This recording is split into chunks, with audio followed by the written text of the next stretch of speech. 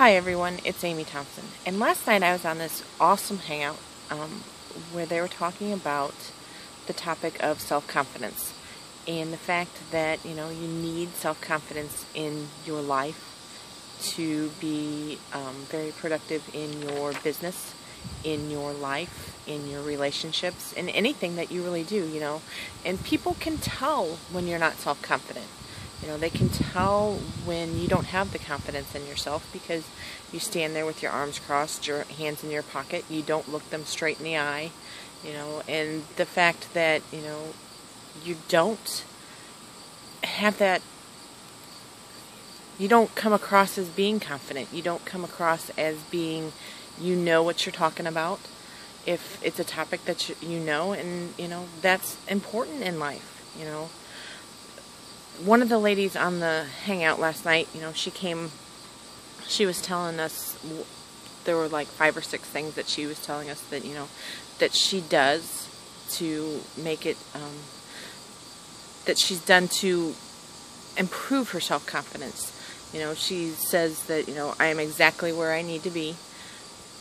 This is where I have to be at the moment. I may not like the place that I'm at, but it's where I need to be in order to grow, in order to learn what I need to do, in order to change and be where I want to be.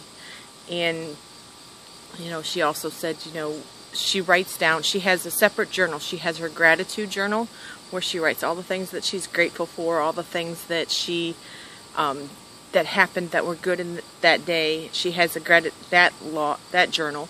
But then she also has a negative journal, which is totally separate from her gratitude log, because you don't want those two things in the same thing. And any negative thought that comes across, that she thinks of, any negative thought, any negative feeling, any negative anything, she writes it down in this journal.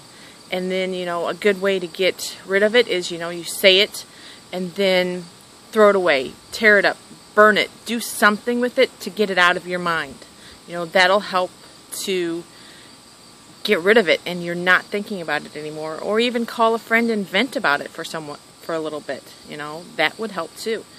And you also have to be willing to change is another aspect. You have to know that in order for things to get better, you have to get better. And for things to change, you have to change. And that's part of life, and being self-confident is part of that. You know that you can do something and have the confidence in yourself that you can. And another thing was how you look at yourself and how other people look at yourself, how others look at you could be totally different. You may see yourself as one way and somebody else sees you as totally different, totally opposite. If you think about it, we're harder on ourselves than anybody. And you have to take a step back and look at emails, look at how people respond to you on Facebook and say,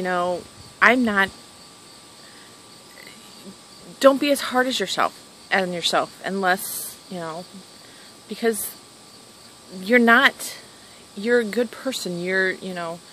People see you differently than what you see yourself, and you have to be willing to take a step back and look at that and then recondition yourself to know that, that you aren't as bad as you think you are, or, you're a better person than what you perceive yourself to be.